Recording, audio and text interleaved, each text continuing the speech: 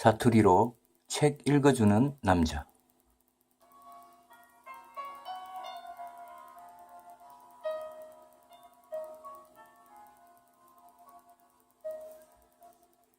칼빈의 기독교 강요.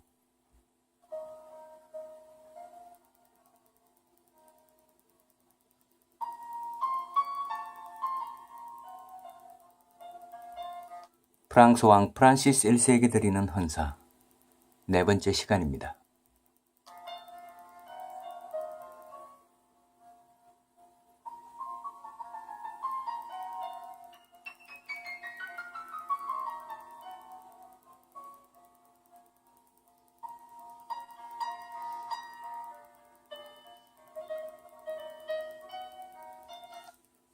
저들은 관습에 호소하지만 그것조차도 아무 효과가 없는 일입니다. 우리대로 관습에 양보하라고 한다면 그것은 극히 부당하게 우리를 다루는 것이 될 것입니다. 만약 인간의 판단이 올바르다면 선한 사람들의 관습이 추구되어야 했을 것입니다. 그러나 현실은 흔히 그것과 전혀 다릅니다. 왜냐하면 많은 사람들이 하고 있는 것으로 보이는 일이 관습의 효력을 얻게 되기 때문입니다. 그러나 인간사를 볼 때 대다수의 사람들을 기쁘게 할 만큼 좋은 관습들이 허용되는 일은 거의 없습니다. 따라서 많은 사람들의 개인적인 악들이 사회적 과오, 더 정확히 말해 악에 대한 공통적 합의를 초래하였습니다. 그런데 저 선량한 사람들은 이제 이것을 법으로 만들기를 원하고 있습니다. 눈을 가진 사람이라면 이 세상에 범람하고 있는 것은 죄악의 홍수 하나만이 아니라 많은 위험한 연병들이 이 세상에 침투하여 만물은 맹목적으로 곤두박질하고 있음을 볼 수 있을 것입니다. 따라서 우리는 인간사에 대해 아주 절망하든지 그렇지 않으면 이 큰 악에 대항하여 싸우든지 더 정확히 말해 그 악을 강력하게 진압하든지 해야 할 것입니다. 그리고 여기에 대한 해결책이 별다른 이유 없이 거부당하고 있는데 그 이유는 우리가 오랫동안 그러한 악에 익숙해져 왔기 때문입니다. 그러나 인간 사회에서는 사회적 과오가 한 부분을 차지할 수가 있으나 하나님의 나라에서는 우리가 그의 영원한 진리만을 보고 귀 기울여야 할 것인데 이 진리는 시간적인 길이나 오래도록 서 있는 관습이나 인간의 공모에 의해 지배될 수 없습니다. 그리하여 옛날에 이사야는 하나님의 택하신 자들은 가르칠 때 이 백성이 맹약한 자가 있다 말하여도 너희는 그 모든 말을 따라 맹약한 자가 있다 하지 말며 그들이 두려워하는 것을 너희는 두려워하지 말며 놀라지 말고 만군의 여호와 그를 너희가 거룩하다 하고 그로 너희의 두려워하며 놀랄 자를 삼으라. 이사야 8장 12절로 13절이라고 하였습니다.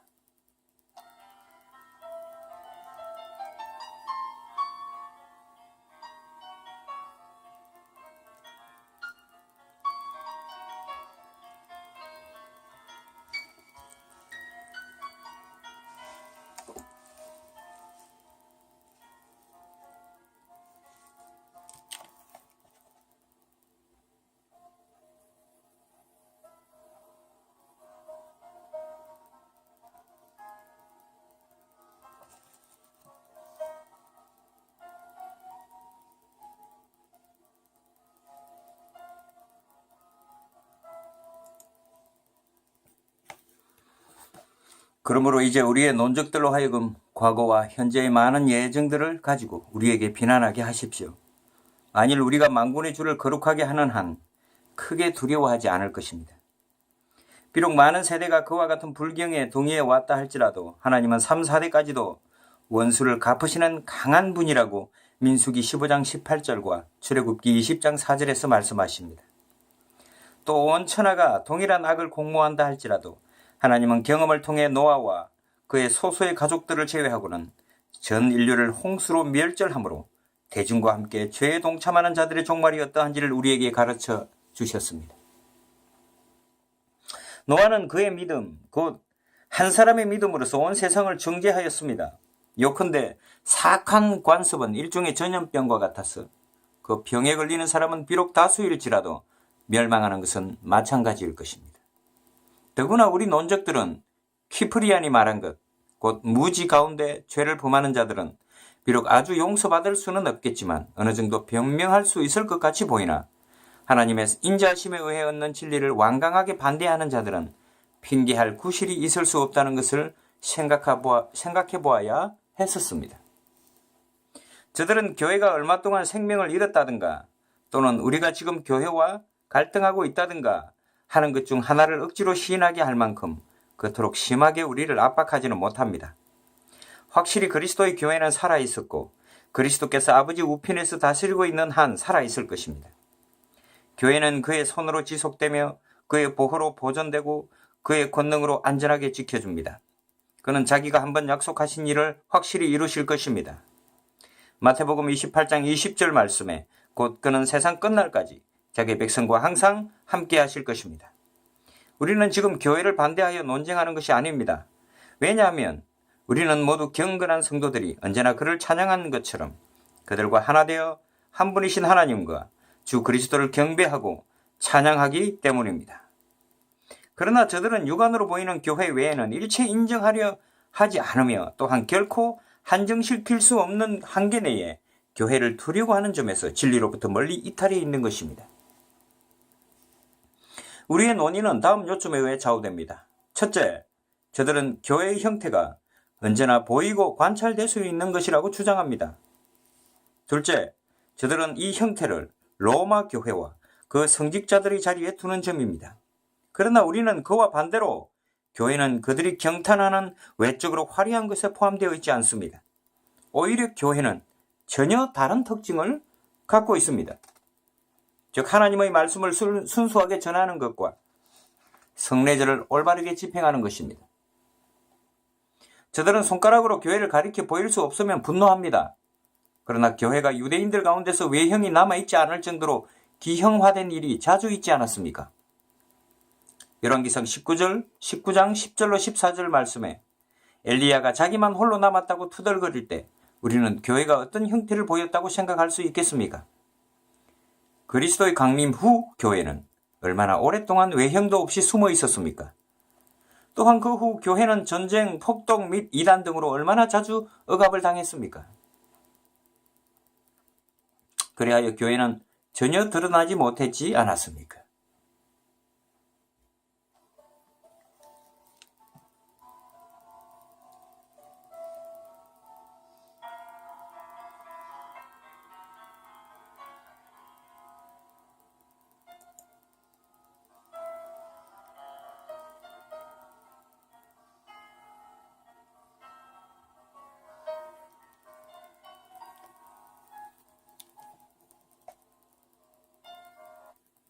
만약 그들이 그 당시 세상에 살았다면 교회가 존재했으리라고 믿었겠습니까? 그러나 엘리야는 바알에게 무릎을 꿇지 아니한 사람이 7,000명이나 남아 있다는 것을 알게 되었습니다. 그러므로 우리는 그리스도께서 성천하신 후 오늘날까지 지상을 지배하고 계셨다는 사실을 추호도 의심해서는 안 될 것입니다. 만약 그 당시에 성도들이 어떤 가시적인 형태를 요구했더라면 그들은 당장 낙담하고 말았을 것이 아니겠습니까? 과연 힐라리는 그 당시에 사람들이 어리석게도 성직의 고귀함을 지나치게 숭상한 나머지 그 가면 아래에 대단히 무서운 히드라라는 뱀이 기다리고 있는 것을 깨닫지 못한 사실을 커다란 약점이라고 보았습니다. 그는 이렇게 말합니다. 내가 여러분에게 한 가지 경고하는 바는 적 그리스도를 조심하라는 것입니다. 여러분이 교회의 건물을 지나치게 사랑하는 것은 잘못입니다. 그리고 그 아래서 여러분이 평화의 이름을 소개하는 것은 잘못입니다.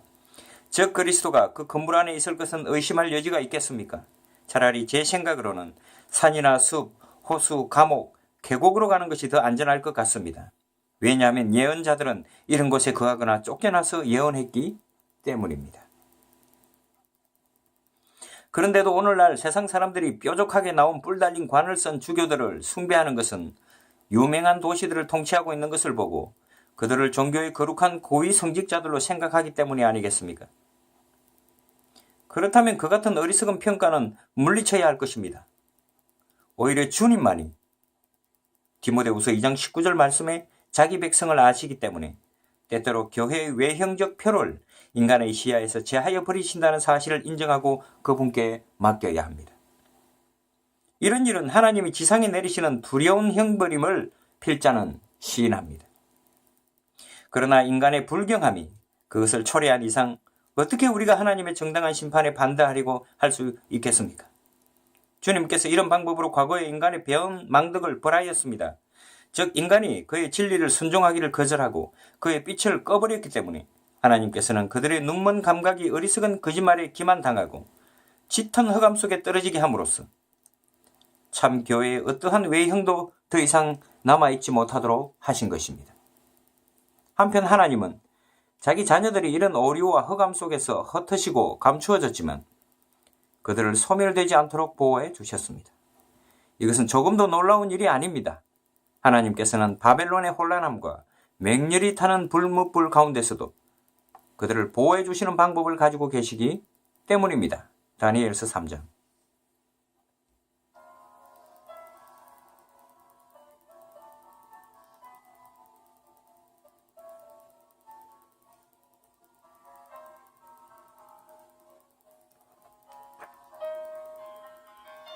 필자는 교회의 형태를 어떤 공허한 허세에 의해 판단하려는 저들의 욕망이 얼마나 위험한 것인지 지적하려 합니다. 필자는 제 이야기가 끝없이 장황되게 하지 않도록 하기 위해서 상세히 설명하기보다 간단히 말하려고 합니다. 저들은 말하기를 사도의 지위를 차지하고 있는 로마 교황 그리고 그가 기름 부어 성별한 주교들은 다만 주교관이나 홀장만 지니고 있으면 교회를 대표하고 교회로 간주되어야 하며 따라서 오류를 범할 수 없다는 것입니다. 어찌해서 그럴 수가 있습니까? 저들은 대답하기를 그들이 교회의 목자이며 하나님께서 성별하신 사람들이기 때문이라고 합니다. 아론과 이스라엘의 다른 지도자들도 목자들이 아니었습니까? 그런데 아론과 그 아들들은 제사장으로 임명받았지만 금송아지를 만들어 오류를 범하였다고 출애굽기 32장 4절에서 말하고 있습니다. 이런 변론에 의하면 아합 왕을 속인 400명의 예언자들은 어찌하여 교회를 대표하지 못하겠습니까? 열왕기상 22장 12절. 그러나 교회는 외톨이로 멸시를 받으면서도 진리를 말한 미가야 편에 일어났던 선지자들은 예레미야 18장 18절 말씀에서 제사장에게 율법이 지혜로운 자에게로 모략이 선지자에게서 말씀이 끊어지지 아니할 것을 자랑합니다. 그리고 교회의 이름과 얼굴을 하고 다니지 않았습니까? 예레미야는 전체 선지자 족속들에 맞서 하나님께로부터 홀로 보냄을 받아 율법이 제사장에게서 모략이 지혜 있는 자에게서 그리고 말씀이 선지자들에게서 끊어질 때가 올 것이라고 예레미야 18장 18절 예레미야 4장 9절에서 선언하고 있습니다. 제사장들, 서기관들, 바리새인들이 모여서 그리스도의 형지평에 대해 모의하던 공의회에서 그러한 허세가 요한복음 11장 47절 이하에서 나타났다고 말합니다. 이제 저들로 하여금 이러한 외형적인 가면에 집착하게 하여 그리스도와 하나님의 모든 선지자들을 분파주의로 여기고 도리어 사단의